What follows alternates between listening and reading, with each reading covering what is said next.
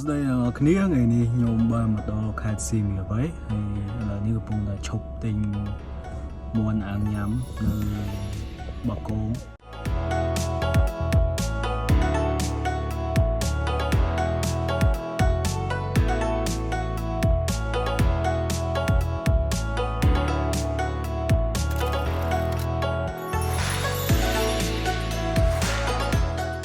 គ្នាឥឡូវនេះខ្ញុំក៏ដូចជាបានមកដល់ខេត្តសៀមរាបហើយឥឡូវនេះបានមកដល់បងជីកបងចោមវិញ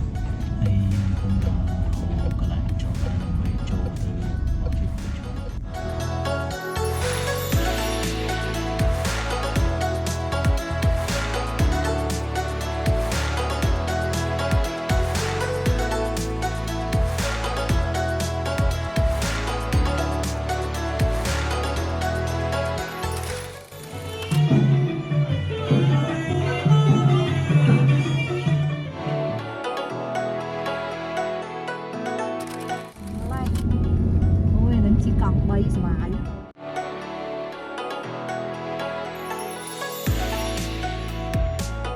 Okay guys ហើយនេះគឺជាកសិនទឹកឬក៏គូទឹកវត្តជុំវិញប្រាសាទអង្គរវត្តយើងនឹងដែលមានប្រវែងសរុបប្រមាណ16គីឡូម៉ែត្រហើយមានបដោយប្រមាណ1500ម៉ែត្រហើយនឹងទទឹង1300ម៉ែត្រផងដែរ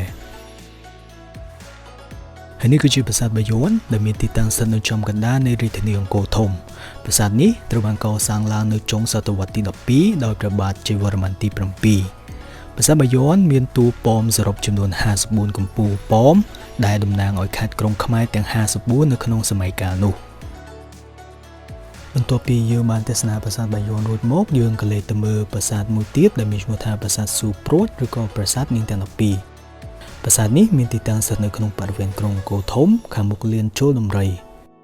ប្រាសាទស៊ូព្រួតជាប្រាសាទមួយដែលមានលក្ខណៈប្លែកពីប្រាសាទដទៃបន្តិចត្រង់ថាប្រាសាទនេះជាក្រុមប្រាំងមួយដាច់ពីគ្នាហើយរត់ត្រង់ជួរគ្នាពីជើងមកត្បូងប្រាសាទនេះត្រូវបានរចនាឡើងនៅក្នុងរចនាបថបាយ័នពោលគឺនៅក្នុងរាជព្រះបាទជ័យវរ្ម័នទី7ដែលសាងសង់ឡើងពីថ្មបាយក្រៀមនេះឥឡូវនេះគឺយើងជិតដល់ប្រាសាទប្រខាននេះហើយមកដល់នេះគោលដៅធំហ្មងគឺមកដល់ប្រាសាទប្រខានមកគ្រប់ប្រម៉ែសិ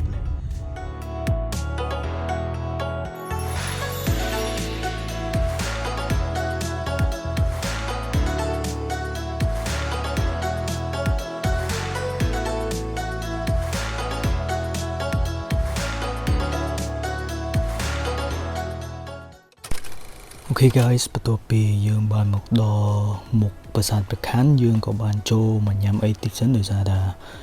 យើងហត់ដែរយើងកំងទឹកដូងអ្នកមួយហើយបាយអីយកមកញ៉ាំសិនដោយសារតែម៉ោងបាយថ្ងៃត្រង់ហើយមុននឹងចូលក៏យើងដាក់ឲ្យឆ្អែតសិនដោយសារតែផ្លូវពី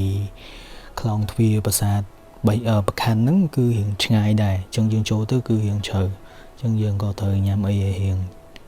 ឆ្អែតសិនអញ្ចឹងណា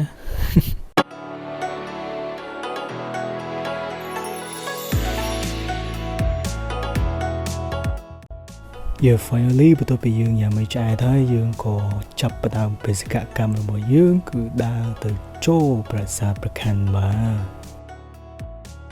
ហើយប្រាសាទប្រខាននេះគឺសាងសង់ឡើងដើម្បីឧទ្ទិសដល់ព្រះបិតារបស់ព្រះបាទជ័យវរ្ម័នទី7ផងដែរ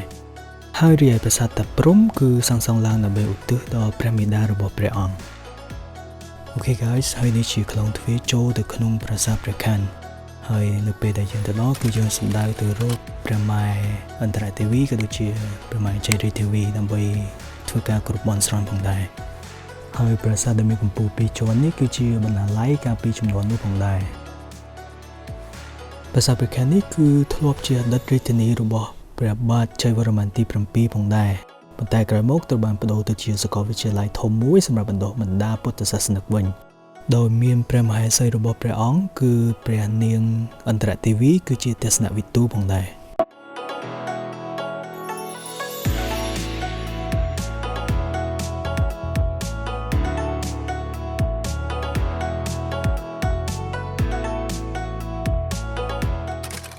មកដល់បន្ទាប់ពីឥឡូវនឹងយើងមកដល់ខេត្តសៀមរាបមានអារម្មណ៍មិនដែរអារម្មណ៍សប្បាយ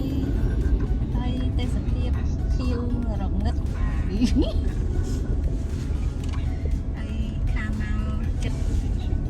7 ឆ្នាំ 8 ឆ្នាំ